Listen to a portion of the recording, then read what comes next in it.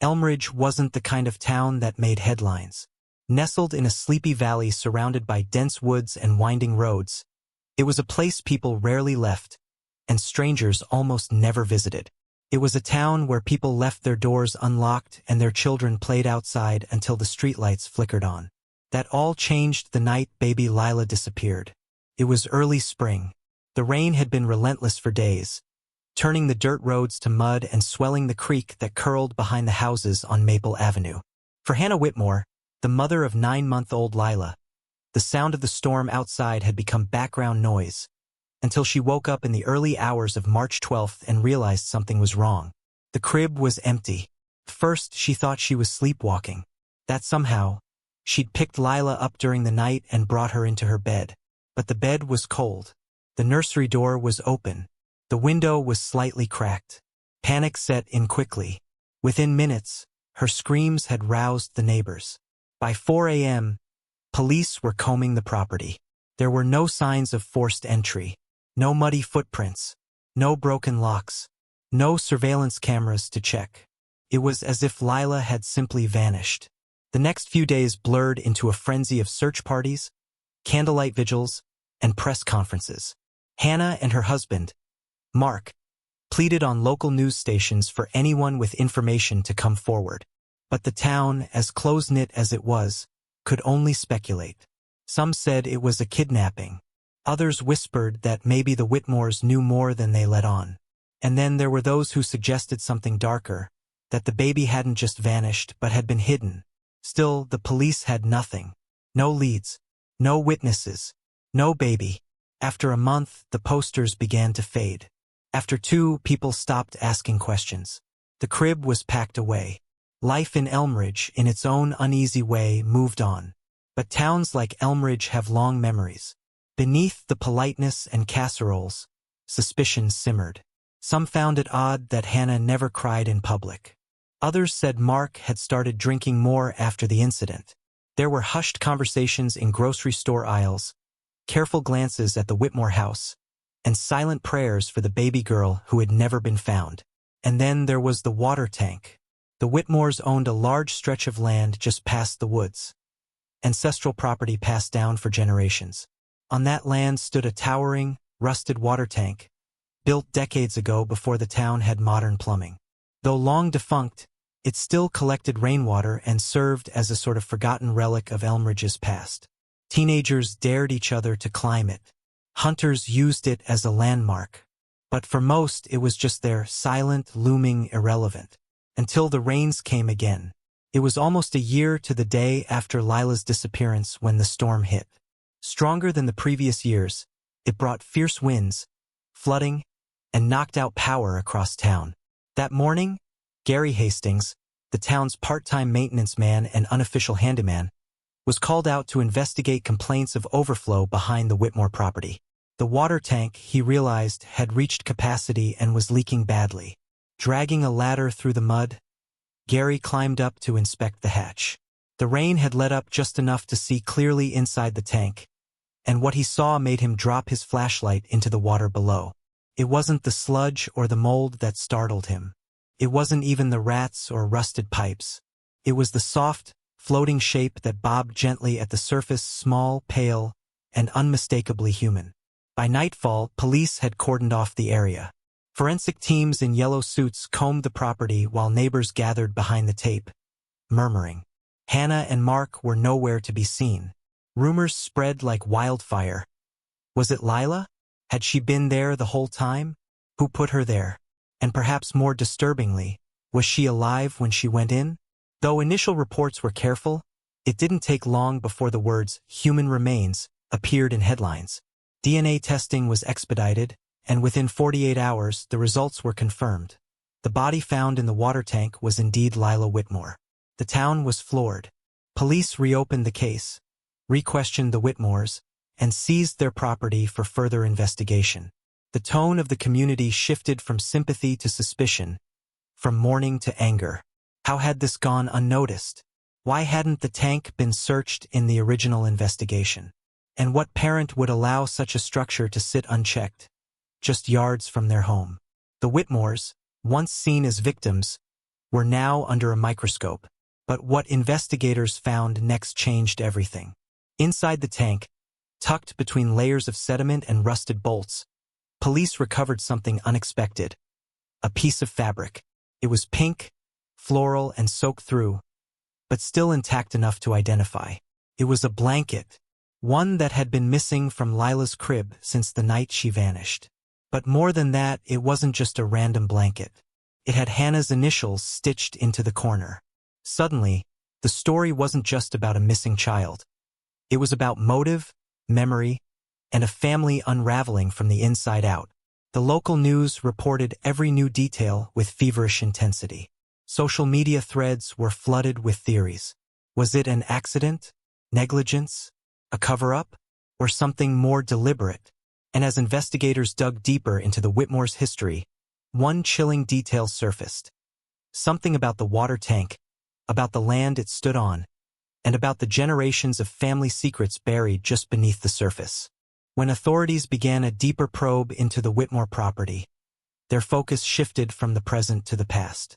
The water tank itself had been built in the 1940s by Hannah's grandfather, Thomas Whitmore, an enigmatic man who had lived on the property most of his life and was known for being intensely private. Locals described him as odd but harmless. He rarely came to town. He raised his own children with strict discipline and was fiercely protective of the land. Over the years, the Whitmore estate had acquired a certain eerie reputation. Rumors of strange noises, off-limits basements, and even stories of other missing children from decades ago. Most dismissed it as small-town folklore. Until now, while searching the home, investigators discovered a concealed entrance beneath the old farmhouse, a cellar space that wasn't included in the official property blueprints. Hidden behind a rotting bookshelf in the basement was a narrow staircase, descending into a room that hadn't been touched in years. What they found was disturbing. The room was no larger than a closet, and its walls were lined with faded wallpaper, covered in children's drawings, crude stick figures, smiley faces, rainbows. On the floor was an antique rocking horse, a broken music box, and a moldy mattress no thicker than a towel. More chilling were the markings scratched into the wooden doorframe. Tiny vertical lines, like someone was keeping track of days or years. Forensic experts collected everything. DNA samples from the mattress, fibers from the wallpaper. Even the dust itself was catalogued. What they uncovered painted a grim picture. This room had been used repeatedly over time. Traces of at least 3 different children's DNA were found inside. Only one matched Lila. Elmridge police pulled every record of missing children within a 50-mile radius from the last 60 years. It didn't take long for one name to surface. Mason Briggs, age 4, disappeared in 1978 while playing in his backyard, just 10 minutes from the Whitmore property. The case was never solved. But that wasn't the only match. A second hit came back for Teresa Langdon, age 6, who vanished in 1989. She had been walking home from school when she disappeared without a trace. Both cases had gone cold. Both had occurred during the years Thomas Whitmore was still alive. Though authorities could not definitively prove either child had been held in that room, the circumstantial evidence was mounting, and whispers of a deeply buried family history began to bubble to the surface.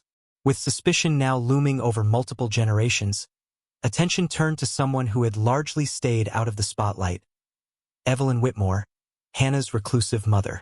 She lived in a care facility 2 towns over. Placed there after a stroke left her partially nonverbal 5 years ago. Detectives arranged an interview. What they received was a series of fragmented, unsettling statements. She cried too much. He said the tank kept them safe. I wasn't allowed in the basement. Not after dark. When shown a photograph of the water tank, Evelyn reportedly became agitated, repeating a single word over and over again: punishment. At this point, investigators developed a theory, one that horrified even the most seasoned detectives. Thomas Whitmore may have believed in discipline through isolation. When children, his own or others, were too loud or disobedient, he may have confined them in the basement room, or worse, the water tank, which had direct access from a hidden pipe behind the house, may have served a dual purpose, as punishment or as disposal. But if that was true, if Thomas had committed these atrocities, how much did his descendants know? And had the cycle repeated? Hannah Whitmore, once seen as a heartbroken mother, was now being viewed with suspicion. Investigators confronted her with the evidence. Her initials on the blanket, the DNA in the hidden room, and her mother's chilling confessions. At first, she denied everything. Said the blanket had been missing for weeks before Lila disappeared. Said she didn't even know the tank was still functional. But under pressure, cracks began to show. Finally, in a late-night interview session, she broke. But her confession wasn't what anyone expected. She claimed she didn't kill Lila. She said Mark did. According to Hannah's account, their marriage had been falling apart. Mark struggled with alcohol. He resented being tied down. And the night Lila went missing, they'd had a violent argument. He stormed out. When she woke up hours later and found Lila gone, she panicked. She claimed Mark told her the next morning that Lila had drowned by accident, and he took care of it. Too afraid to go to the police, too ashamed to tell anyone, she stayed silent. When asked why she didn't leave him, she simply replied, "Because I didn't want to be the one who buried 2 generations." Mark was arrested the next day. Under questioning, he denied all of Hannah's claims. He accused her of fabricating the story to save herself. There was no solid forensic proof tying him to the tank. No fingerprints, no physical evidence. Just Hannah's word. The district attorney was left with a difficult choice. Pursue charges with shaky evidence, or continue investigating a family tree riddled with rot. In the meantime, the town of Elmridge was left haunted. By a baby who had never stood a chance. By a tank that had kept too many secrets. And by the terrifying thought that evil isn't always a stranger. Sometimes, it's inherited. Just as the investigation was beginning to quiet down, a new lead surfaced. A team draining the old cistern next to the Whitmore greenhouse, another relic of the estate, found something unexpected embedded in the concrete at the bottom, a child's tooth. Authorities are now questioning whether even more victims may be buried beneath the property, lost to time and silence. Excavation has begun. The past, it seems, refuses to stay buried. And the most haunting question of all still lingers. Was Lila really the last? The excavation at the Whitmore estate moved slowly but deliberately. Experts used ground-penetrating radar, metal detectors, and careful digging to avoid disturbing potential evidence. Days turned into weeks. Then came the breakthrough. Underneath layers of soil, concrete, and old debris, the team uncovered a small wooden box. Inside was a collection of items wrapped in a decaying cloth. A tiny pair of shoes, a faded photo of a little boy, and a bundle of letters dated back to the 1950s. The letters were addressed to Thomas Whitmore, from his estranged brother. The tone was desperate. The brother pleaded with Thomas to stop his punishments, to end the suffering, and to let the children go. He wrote of neighbors whispering, rumors of children disappearing near the Whitmore land, and a family curse no one could escape. The letters revealed that the Whitmore family had a dark history of mental illness and violence spanning generations.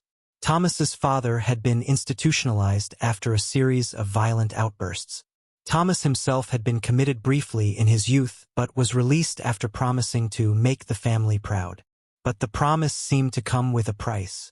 Local historians uncovered newspaper clippings from the 1930s and 40s about missing children, strange disappearances, and unexplained drownings around the Whitmore estate. None were ever solved. Meanwhile, Hannah Whitmore faced the hardest battle of her life. During the trial, she confessed that the abuse and isolation she endured as a child had left her broken. The basement room, the water tank, the silence. It was all part of a nightmare she never escaped. She revealed that on the night Lila disappeared, she discovered Mark had been hiding his own secrets. He was involved in dangerous debts and had threatened the family. Her testimony painted a picture of a fractured household drowning under decades of trauma. The jury deliberated for hours before reaching a verdict. Mark Whitmore was found guilty of involuntary manslaughter due to reckless neglect. The court acknowledged the family's long history of abuse but determined Mark's actions, or inactions, directly led to Lila's death. Hannah was offered counseling and protection, with the community divided between sympathy and suspicion. Elmridge began healing, but scars remained. The water tank was dismantled and removed. The basement was sealed, and the Whitmore estate was sold to a historical society, intended to be preserved as a reminder of the dangers of silence and secrecy. This story serves as a chilling reminder. Evil doesn't always come from strangers. Sometimes, it lives in the homes we trust, passed down like a hidden inheritance. And sometimes, the darkest secrets are buried where no one dares to look. The people of Elmridge hope their town's nightmare will never repeat. But in shadows and silence, the past can haunt the present and the future. If you found this story haunting, stay tuned for more chilling mysteries that reveal the secrets hiding just beneath the surface of everyday life. Because sometimes, the truth is far stranger and scarier than fiction.